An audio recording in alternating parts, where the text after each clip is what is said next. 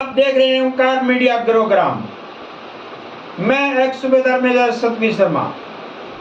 आज हम आपको ले चलते हैं भारतीय जवान किसान पार्टी के पास। ये पार्टी क्यों बनी है, इसलिए बनी है और कहां पर बनी है, हम सब बताएंगे। आज बीजेपी गवर्नमेंट से किसान और जवानों ने तंग होकर एक नई पार्टी का गठन किया है और यह पार्टी पूरे देश में चुनाव लड़ेगी। उनका कहना है कि ये देश किसानों और जवानों के ऊपर टिका है और ये जो सरकार है, बीजेपी की सरकार है, वो किसानों और जवानों के साथ व्यवहार अच्छा नहीं कर रही है। उधर किसान रोड पर हैं, किसानों को लठ मारे जा रहे हैं, किसानों को भगाया जा रहा है, किसानों के ऊपर हेलीकॉप्टर से अश्रु गैस के गोले फेंके जा रहे हैं। और अगर मैं बात करूं जवानों की, मोदी ने 2013 में रिवाड़ी में ऐलान किया था वो आरोपी सही देंगे, सही तरीके से देंगे, मगर आज देखा गया है कि जवानों के साथ अत्याचार हो रहा है और जवानों को सही से उनका पे नहीं मिलता, सही से उनकी पेंशन नहीं मिलती और जवान जो देश की सरहद पर खड़ा है आज उसके साथ अत्याचार न हो, इसलिए इस पार्टी का गठन हुआ है। यह पार्टी किसी एक की नहीं है, यह पार्टी पूरे देश की है और यह पार्टी जिन्होंने बनाई है वो सारे सैनिक और किसान हैं। और सैनिक और किसानों का कहना है कि हमारे देश में लाल बहादुर शास्त्री ने एक नारा दिया था, जय जवान जय किसान। क्या हुआ उस नारे का? क्या देश भूल गया उस नारे को? हर जगह लिखा था जय जवान जय किसान। आज लिख रहे हैं घर घर मोदी, मैं मोदी, मैं मोदी। क्या इससे देश का भला होगा? किसी देश का विकास शिक्षा, स्वास्थ्य और रोजगार को होता है, मगर आज ये सरकार देश के स्वास्थ्य, शिक्षा और रोजगार को भूलकर धार्मिक नारे लगा रही है और एक दूसरे में कलह छेड़ने का कार्य कर रही है। जब जो भी भारत का वासी है, हर भारतवासी है, हर समाज और राष्ट्र के लिए जिम्मेवार है और किसी भी पार्टी को, किसी भी नेता को राष्ट्र के हित में सोचना चाहिए। राष्ट्र हित सर्वोपरि है, पार्टी हित बाद में आता है। इसी से तंग आकर आज जवानों और किसानों ने इस पार्टी का गठन किया है और हमारे साथ सुरेंद्र पहलवान जैसे जुझारू सैनिक हैं जो बोल रहे हैं कि हम जीतेंगे। उन्होंने दक्षिणी दिल्ली से हुंकार भरी है इसी पार्टी की, दक्षिणी दिल्ली से हुंकार भरी है। उनका कहना है कि वह केवल हुंकार ही नहीं भरेंगे बल्कि ये जीत कर भी दिखाएंगे और आज जगह जगह प्रचार कर रहे हैं, घर घर प्रचार कर रहे हैं और बता रहे हैं कि क्या हम देने वाले हैं और क्या मोदी ने दिया है। उनका कहना है कि जिस देश का जवान और किसान मजबूत है वह देश अपना सीना तार कर कहीं भी खड़ा हो सकता है। क्या मोदी जी क्या अपना नाम के लिए चल रहे हैं और किसी का नाम इस देश के सामने कुछ नहीं होता। ना केजरीवाल का नाम है, ना मोदी का नाम है, नाम है तो सिर्फ भारत का नाम है और भारत के नाम से ही वोट दिए जाने चाहिए, ये कहना है। आप देख सकते हैं क्या भारतीय जवान और किसान पार्टी के जवानों का कहना है। देखिए आगे खबर। किसानों के बेटे हैं, सभी के सभी जो इस देश में सेना में जाते हैं वो किसानों के ही बेटे होते हैं।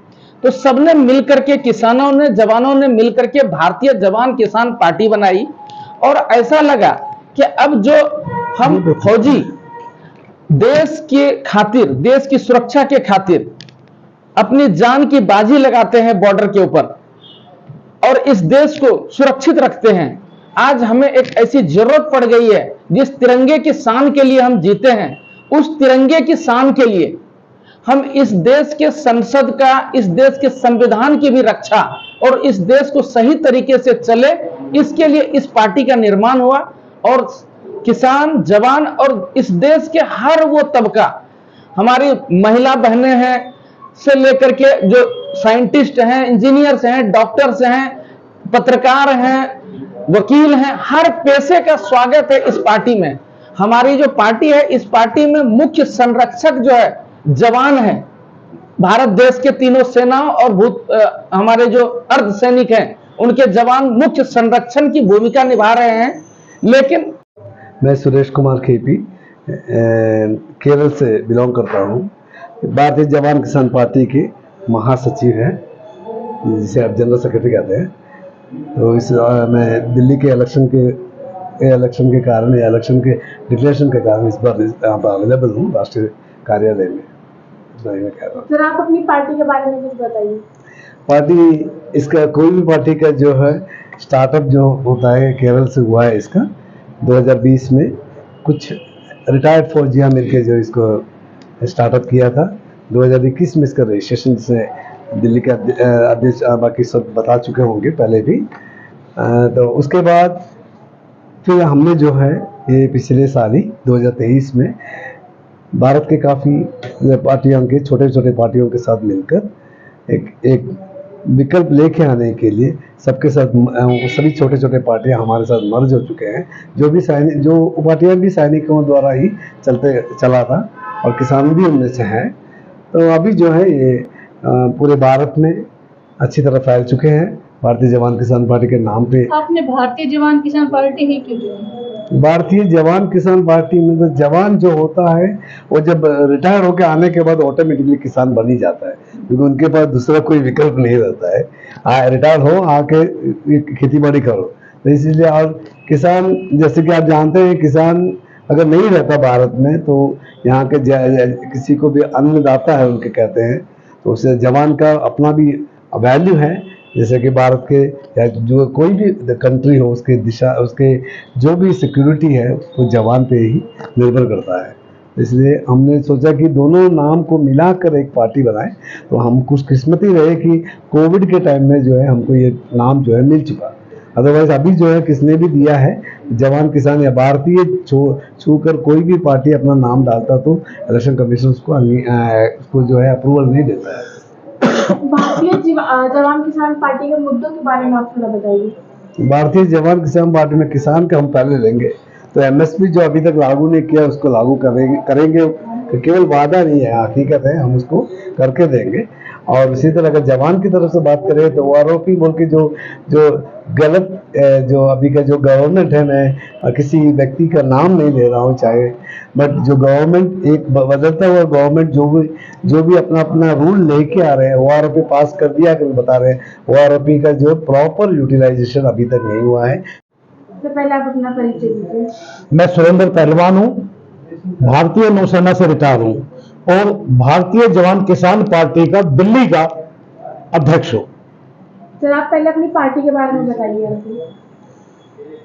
भारतीय जवान किसान पार्टी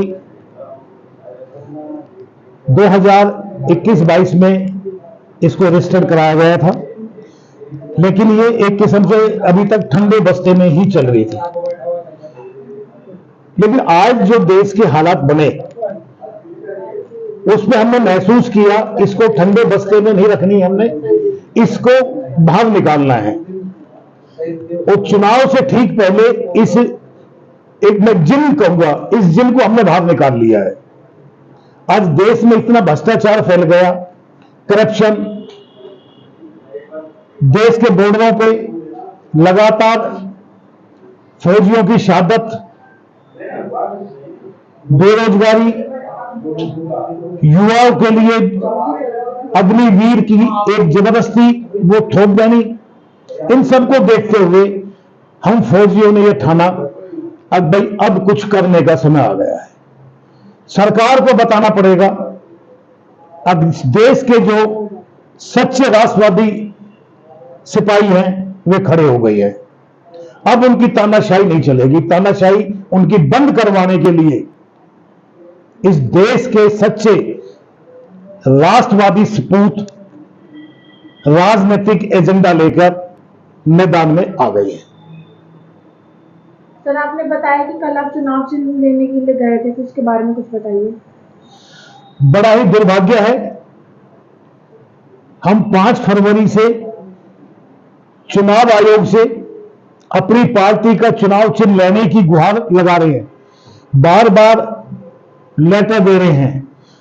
उन्होंने 3 बार हमारे से लेटर मांगा है, कोई ना कोई कमी बता के। आपने कितनी बार लेटर दिया उनको? 2 फरवरी, 5 फरवरी और 11 या 12 मार्च को। 11-12 मार्च के बाद लगातार हम चुनाव आयोग में चक्कर लगा रहे चुनाव चिन्ह के लिए, क्योंकि चुनाव चिन्ह के बिना चुनाव हम लड़ ही नहीं सकते। अभी तक आपको चुनाव चिन्ह नहीं मिला? अभी तक हमें चुनाव चिन्ह नहीं मिला है। कल की जो घटना थी उसमें हम चार आदमी वहां चुनाव चिन्ह के लिए अपना पता करने के लिए गए। अब उन्होंने एक लेटर दिया, अब भाई आपकी फाइल में इस कमी के कारण, कोई कमी के कारण और आपका चुनाव चिन्ह आवंटित नहीं किया गया है। हम जब वहां पहुंचे, सिक्योरिटी चेकिंग के बाद हम रिसेप्शन पे गए, उन्होंने 277 पे हमें बात करने के लिए बोला। हमने उनसे रिक्वेस्ट की भाई हमें अंदर भेज दो, लेटर आया है, इसके लेटर पे हम ये पता करना चाहते हैं अब भाई इसमें क्या कमी थी, हम पूरी कर देते हैं। उन्होंने एक एक करके कम से कम 50 इंटरकॉम नंबरों पे हमारी बात कराई। एक अधिकारी से बात करें, दूसरा इंटरकॉम नंबर दे दे, उस पर बात करो, उस पर बात करो, वो तीसरा नंबर दे दे, चौथा। 50 इंटरकॉमों पे बात करने के बाद भी हमारे को कोई भी संतुष्टि जवाब नहीं मिला। मैं गेट के बाहर आया तो वहां कम से कम ये नेशनल न्यूज चैनल के 20 चैनल के लोगों ने वहां कैमरा लगा रखा था। अंदर कोई मीटिंग चल रही थी। मैं चीफ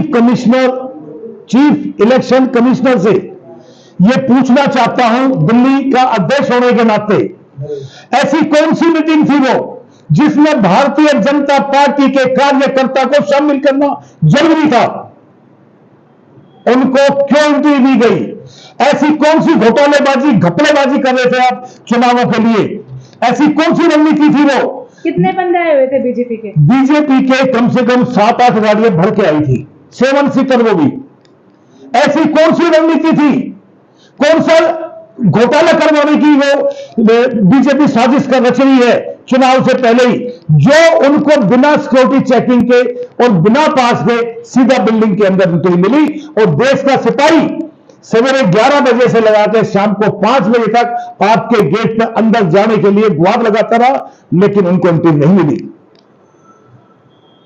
इससे गुस्सा होकर हमने वहां जो नेशनल मीडिया थी उनसे बात करने की कोशिश की, तो उन्होंने हमारे जवाब आगे से हट जाओ। उसमें हमने उनको अच्छा बुरा जो हमारे मन में आया वो हमने टिप्पणी की उन पे। उस मीडिया के जितने भी कम से कम 50 आदमी मौजूद थे, लड़के लड़कियां, सभी की नजर जमीन में गड़ गई थी, उनकी नजरें नहीं उठी थी, कोई जवाब नहीं था उनके पास। मैं यही जानना चाहता हूं, क्या हमारा पूरा तंत्र हाईजैक हो चुका है? क्या देश में लोकतांत्रिक तरीके से चुनाव होंगे या नहीं होंगे? क्या चुनाव आयोग में किसी राजनीतिक पार्टी की मीटिंग होनी पॉसिबल है? ऐसा कर सकते हैं क्या? हमारी संविधान में ऐसा कुछ है? जहां तक मैंने पढ़ा है, ऐसा कोई भी संविधान में क्लोज नहीं है और जिसमें एक राजनीतिक पार्टी चुनाव आयोग में उनकी मीटिंग में शामिल हो सके। मैं नहीं देखा। भ्रष्टाचारियों से सवाल करेंगे हम और उनको जवाब देना पड़ेगा, वरना ये जेल के अंदर जाएंगे सभी के सभी। एक भी भ्रष्टाचारी नेता को नहीं छोड़ेंगे, सबको जेल में डालेंगे हम। आज हम पहली बार 121 कैंडिडेट की लिस्ट फाइनल कर गए हैं। उसमें करीब 100 हमारे भूतपूर्व सैनिक है, पूरे देश के आर्मी, नेवी, एयरफोर्स और पैरामिलिट्री के सैनिक हैं, और करीब 21 उसमें किसान और सोशल एक्टिविटीज वेलफेयर है उसमें पर्सन है उसमें। सर, आप अपनी पार्टी के बारे में और अपने हमारे ऑडियंस को क्या क्या बताना चाहते हैं? मैं यही कहना चाहूंगा देशवासियों को, जो सैनिक अपनी छाती पे गोली खा के देश की रक्षा करता है, सीमाओं की रक्षा करता है, और वो हमेशा यही चाहता है कि पीठ पीछे मेरा देश शांति से, अमन से रहे, इसलिए वो इतना सेक्रीफाइस करता है। तो आज ये कहूंगा कि सैनिकों को आज देश की जरूरत पड़ी है, संसद से, सरहद से संसद तक हमें आने की जरूरत पड़ रही है। तो ये देश में जितना भ्रष्टाचार बढ़ा हुआ है वो भ्रष्टाचार खत्म करना जरूरी है। भ्रष्टाचार के वजह से देश अंदर से खोखला हो रहा है। आज देश में जातिवाद, धर्मवाद, प्रांतवाद बहुत ज्यादा बढ़ा हुआ है। तो हम देश की सीमाओं की रक्षा करने की हमारे पास कैपेसिटी है, हम वो कर सकते हैं, पर देश के अंदर जो कैंसर की तरह से फैला रहा है ये देश के लिए बहुत घातक होगा। इसलिए हमें सरहद से संसद तक आने का हमें सोचा है। आपके साथ कितने सैनिक जुड़ चुके हैं? अभी हमारे देश के पूरे सैनिक हमारे साथ में ही हैं, तो हमें ये सैनिक जो सैनिक देश के लिए जान एक साथ खड़ा होकर दे सकता है, तो हमें किसी को इन्वाइट करने की जरूरत नहीं है। सैनिक हमेशा सैनिकों के साथ में होता है। सर आप अपोजिशन के लिए कोई मैसेज देना चाहते हैं? अपोजिशन के लिए मैसेज हमारे पास तो कोई नहीं, उन्होंने जो किया हमें उससे कोई लेने नहीं। पर मैं ये कहना चाहूंगा, जब इस देश के सैनिक संसद में बैठेंगे तो उस समय कोई भ्रष्टाचारी नहीं रहेगा। ना हम कोई बोलता है मैं हम खाऊंगा ना खाने दूंगा, पर ये बात है और सभी भ्रष्टाचारियों को अपने पार्टी में मिलाऊंगा तो हमारे साथ कथनी और करनी ये बहुत अलग अलग रहेगी। हमारा जो हम कहेंगे वही करेंगे। देश ही हमारे जिएगा तो देश के लिए, मरेगा तो देश के लिए। क्या महिलाओं के लिए भी कुछ करोगे? क्यों नहीं करेंगे? देश की नारी शक्ति देश की बहुत इंपॉर्टेंट है, उसके बिना तो देश का विकास ही नहीं हो सकता, ना परिवार का विकास हो सकता है। तो आज देश में सबसे दुर्भाग्य की चीज है, आज देश में पर डे 80 to 85 महिलाओं के ऊपर रेप हो रहे हैं। तो ये सरकार ने रोके? नहीं रोका। ये सरकार ने तो महिलाओं के सशक्तिकरण के साथ में महिलाओं को सम्मान भी देना ये काम सरकार का है। और साथ में देशवासियों को कहना चाहूंगा, देश में आज 5 करोड़ केसेस पेंडिंग पड़े हुए, उनको न्याय कौन देगा? बच्चों को शिक्षा कौन देगा? इन्होंने न्याय दिया? नहीं है। उन्होंने शिक्षा दिया? नहीं दिया। उन्होंने स्वास्थ्य दिया? नहीं दिया। इन्होंने भ्रष्टाचार खत्म किया? नहीं किया। तो इनको जनता क्यों वोट देगी? तो आज देश की जनता सैनिकों के साथ में खड़ी है और आने वाले कुछ दिन के बाद जब इस देश के सैनिक संसद में पहुंचेंगे तो उस समय हमारे साथ में ये जो भ्रष्ट है ना, वो भी सीधा रास्ते पे चलेंगे और हम तो चलवाएंगे। जो भी भ्रष्टाचार है ना, उनको दिखाएंगे कि सैनिक क्या होता है और ईमानदारी क्या होती है। सर आपने अपनी पार्टी में कितने महिला मेंबर्स को मतलब इंक्लूड किया है? अभी हमारे पार्टी में हमने देश में सभी को इन्वाइट किया, क्योंकि हमारी पार्टी दिल से सबसे अमीर है, पर हमारी पार्टी पैसों से बहुत गरीब है, क्योंकि हम सैनिक है, पेंशन से जीते हैं सब। तो हमारे पास जितनी महिलाएं हैं, हमने वीर नारी को भी न्योता दिया हुआ है। अभी हमारी सोशल एक्टिविस्ट भी है, तो हमारे पास अभी 3-4 महिला आई हुई है और हम बाकी भी सभी महिला का स्वागत करते हैं। पर रियली राज्य पॉलिटिक्स अगर करना है तो दोनों चीज देखा जाता है। तो खुद बजट भी छोटा बड़ा होना चाहिए और घर से सपोर्ट भी होना चाहिए। जो भी देश में महिला लड़ना चाहती है, कुछ संसद में पहुंचना चाहती है, तो वो पूरे देश के भाई उनके साथ में खड़े रहेंगे।